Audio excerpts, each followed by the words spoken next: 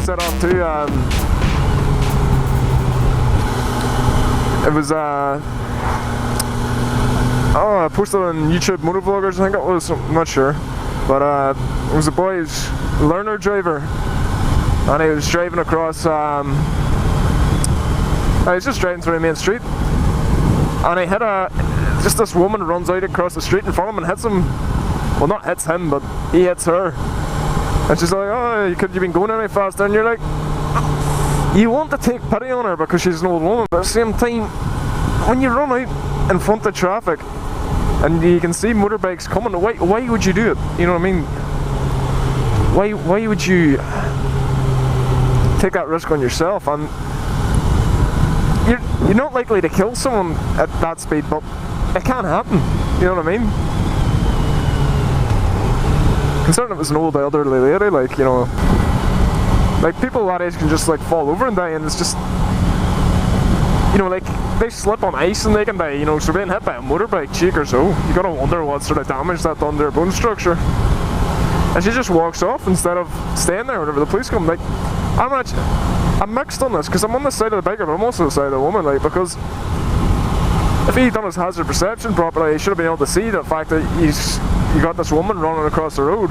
You know what I mean? So he should have had the ability to slow down a bit. But saying that, you don't know, because you're seeing what the camera sees, you're not seeing what his eyes see. So maybe his camera was mounted in such a way that it gave a better angle than his eyes, but I doubt it. I couldn't remember how to change the white balance settings on the GoPro. Like, I couldn't actually find a setting for it, which sounds embarrassing considering how much of a techno geek I am, but it was dark, blah blah blah. I'm tired, I'm in a rush, blah blah blah. Insert excuse here.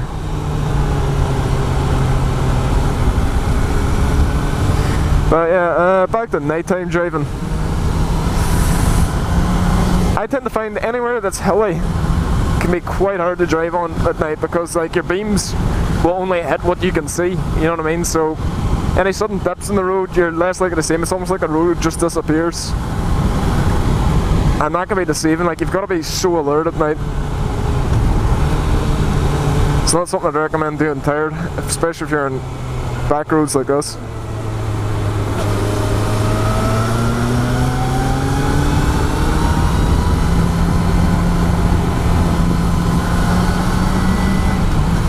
Of course, you get people like that numpties parked his car at the side of the road. If it wasn't for the reflection of his brakes being reflective bits of his car, he's not even in his car. Like, he's just left it there to go in the field somewhere, probably do a bit of dogging,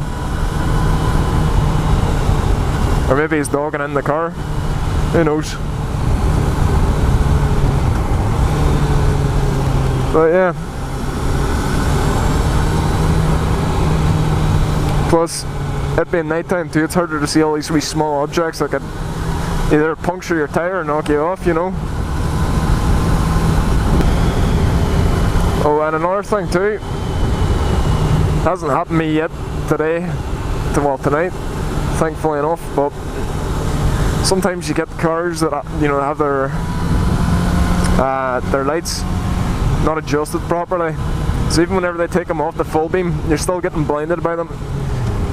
An old man taught me a trick, and that's the sort of, just whatever you do, don't look directly at the light, because you will get blinded. Try and sort of see past it. Like, I know that's probably sounds hard to explain, but like, I know all, like, most like police or safety people would want you to wear high-vis and stuff for night time, but I don't see it. I've seen people driving at in high-vis gear at night, and I'll tell you what the first thing you see is, it's the lights on their bike.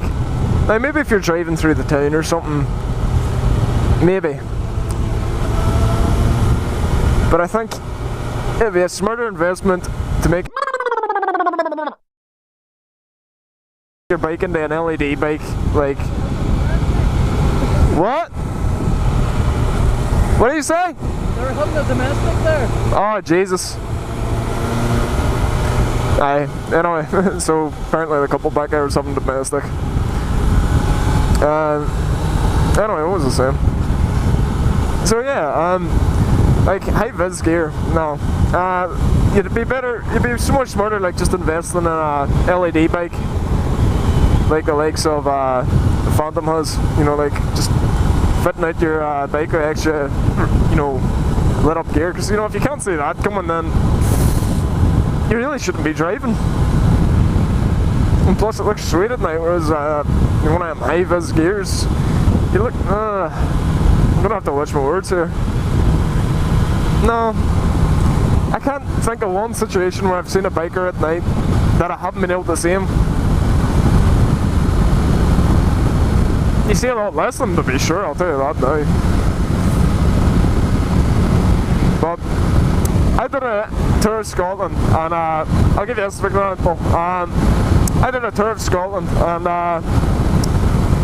we drove from the Isle of Skye. Drove from the Isle of Skye to Inverness. So basically from the west side of Belfast, not west side of Belfast. Got into politics here, boys. The west side of Scotland to the east side of Scotland in one night, because all the B&Bs have been booked. And we drove past a good amount of traffic. Plenty of traffic coming out of junctions, blah blah blah. Other people looking for worried people looking for somewhere to stay, because all the B&Bs, all the hotels, they're all shut. And yet I had no problem with being seen, and I wasn't wearing an ounce, I wasn't wearing an inch of reflective gear. I was relying sheerly on the light of my bike